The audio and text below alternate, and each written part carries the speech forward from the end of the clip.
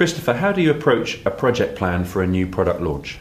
Well, in the first instance, really carefully and prudently. It's really important that a product launch is carefully thought through and that it goes well.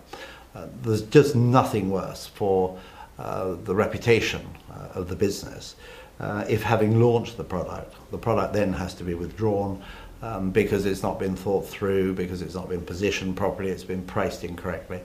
And over-promising is a common error that many people make in business. They over-promise what the product can do and how it will work, or what the service will be and how it will deliver benefits to people, and it doesn't. So it's really important to think through a perfectly thought through plan how the product is going to be brought to market, to whom it's going to be brought, what the channels are, what the packaging looks like, what the promises are, what the benefits are, and the whole sales process needs to be aligned to that. It's really essential, therefore, that the proper project planning does take place to make sure all those things are lined up and work properly. So how would you set the project goals during that period? Well, it really depends on what it is that's being launched, but there are some obvious key milestones. Market research is needed. So the very first port of call is market research. Then the product's got to be designed, prototypes are going to be made to work, it's got to be tested, it's got to be tooled up, and then the manufacturer's got to be selected and proven and contracted. And those are all things for which a timetable can be set, cost parameters established, and so on. And they're sensible points at which the project plan can be measured to make sure that it's on course. And then, of course, you get into the whole business of establishing sales channels and the whole sales prospecting and targeting and conversion. And what factors determine what a new product can be sold for? Well, basically, it's pretty straightforward. It will depend on the competitive marketplace. It will depend on the benefits that the customer will derive from it. So if, for instance, it's a product that's brand new, the technology doesn't exist, it does something that nothing else does, then depending on the value that the customer will attribute to it, it may be worth £1 million a shot or tuppence. And that will determine really the pricing strategy. And obviously cost of supply. There's no point selling something for a tenner that costs you £15 to deliver to your customer. And if you have put £100,000 into the business and you want to see £100,000 a year profit, you need to work out how much you've got to sell in terms of volume at whatever the price you've determined in order to deliver the profit that will give you the return on capital. So competitiveness, benefit to customers, cost of supply, return on capital are the four things that I would say drive pricing. To determine all of that, market research then is really important.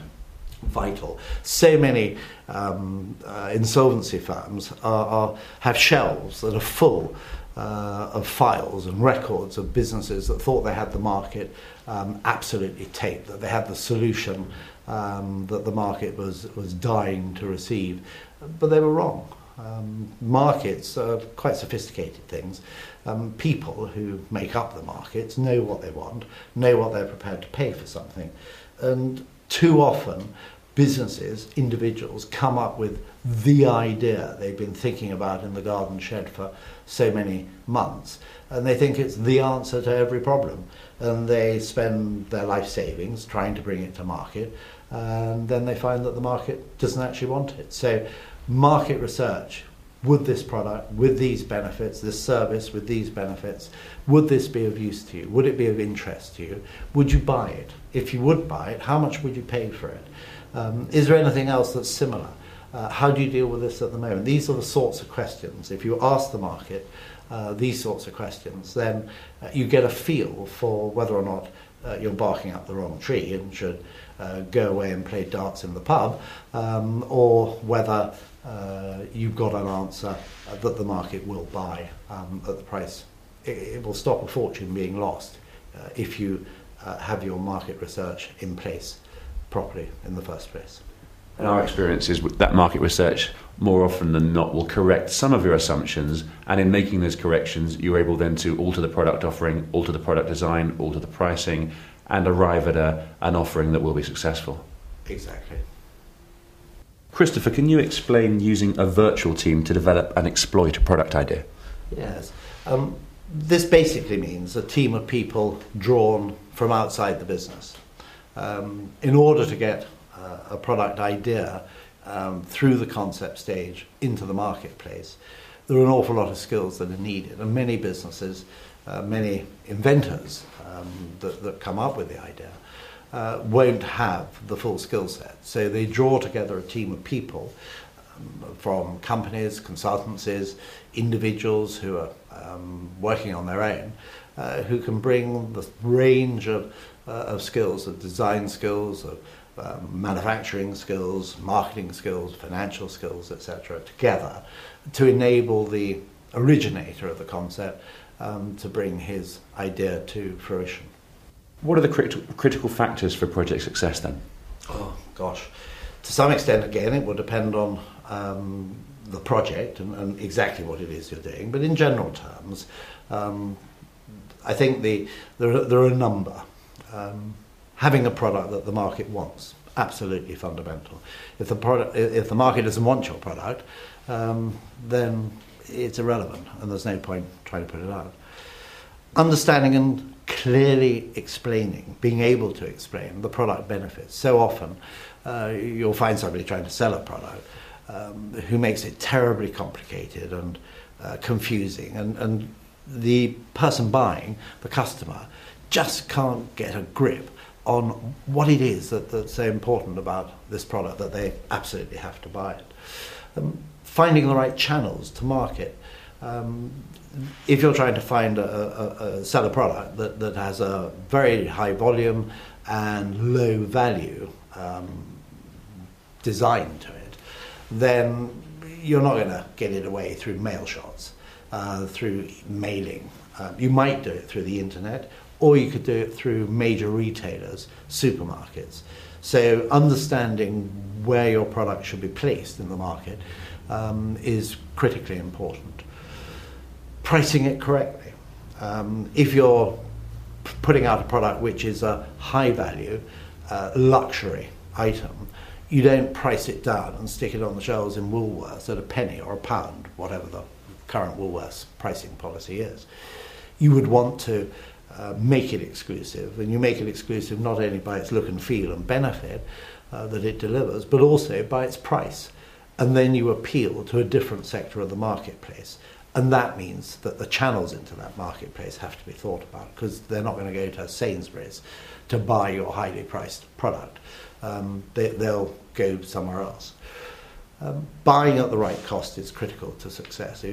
If you are pricing something at 10p, as I said a little earlier, you can't then produce it at a cost of 15p, because you're just going to make a loss. So you have to be able to supply the product at a price that means you can make a profit when you sell it. So pricing and cost are a mutual equation and really important. Being prepared to revise, to change, to understand that the market's rejecting some aspect of the product, the packaging isn't right, or the design isn't quite right, it doesn't quite do the job in the best way possible. The description isn't perhaps right, that you haven't quite got the right marketplace that you're trying to sell the product. So being prepared to revise and change your ideas. I think the final there is the one that's most important. Again, it's a human factor. It's called perseverance. And you have to persevere and be prepared to take those knocks and the rejection of doors being shut in your face. If you have absolute faith, your market research tells you the public want the product, or your marketplace wants the product, and yet you're just not able to batter your way through the buyers of big supermarket chains, you have to persevere and find another way to achieve that object. How do you manage to incentivize project participants, let's say in your virtual team or even within the organisation? What are you looking at when you're doing that? Well, there are two aspects to that. Managing them, on the one hand, incentivizing them on the other. And when you're managing people, what I've learned over the years is that you need to give people clear expectations. This is what I want of you. This is what I want you to do. This is, broadly speaking, how I want you to do it, but make up your own mind exactly how you do it. These are the objectives I set for you. I want you to achieve this amount of sales or this number of new customers, this total value of sales. Be really clear in what those objectives and targets are. Make sure they're measurable and that they're specific, that they're realizable, actual things that can be done on a timely basis. And those clear expectations for each participant, linked with good communication and regular communication to make sure things are on track, and make sure that there are rewards that are geared to success. And that way you both manage the individual in where their effort is focused and what it is they're tasked with doing and how they set about doing it, but also you give them an incentive to achieve what it is they've promised and what you expect of them.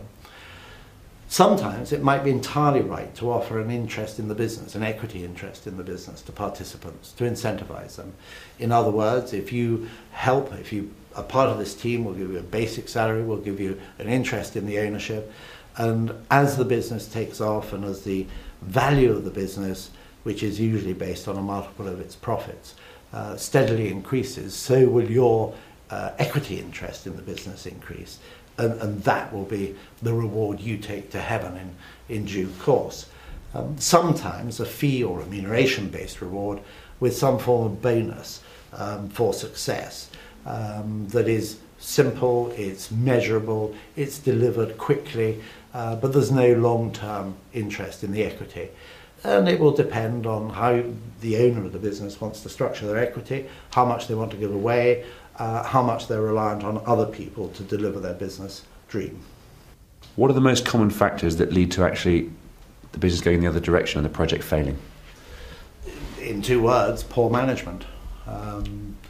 Poor management can take many guises, but poor management is the single biggest reason for failure to bring off a project. Bad judgment plays its part, failure to research the market, refusal to accept that the product is wrong, or the pricing is wrong, or the packaging is wrong, or the sales channels are wrong. That obstinate stubbornness that says, I'm not going to listen, I know I'm right, that will lead to failure. Lack of finance sometimes great proposition, great marketplace, but a lack of finance, lack of thoughtfulness at the beginning. And you remember at my beginning I said that finance was really important and was critical to getting the project up and away. But a lack of finance will mean the project may just not be able to deliver, and the business may get into a sufficiently poor state that nobody will invest anything else in it, and you lose the business because of that failure to think it through in advance. Poor debtor management. Yeah, you sell lots of stuff, you send lots of invoices out. An invoice isn't that useful. It's a piece of paper that says you owe me money.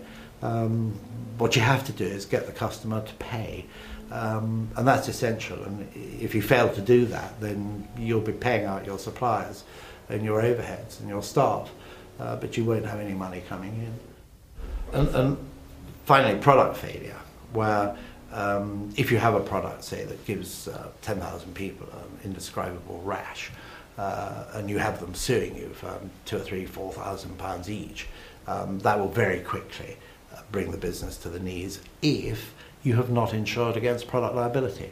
So again, a failure to understand what you're doing, failure to take advice about your insurance needs, will result in an uninsured loss that will be catastrophic.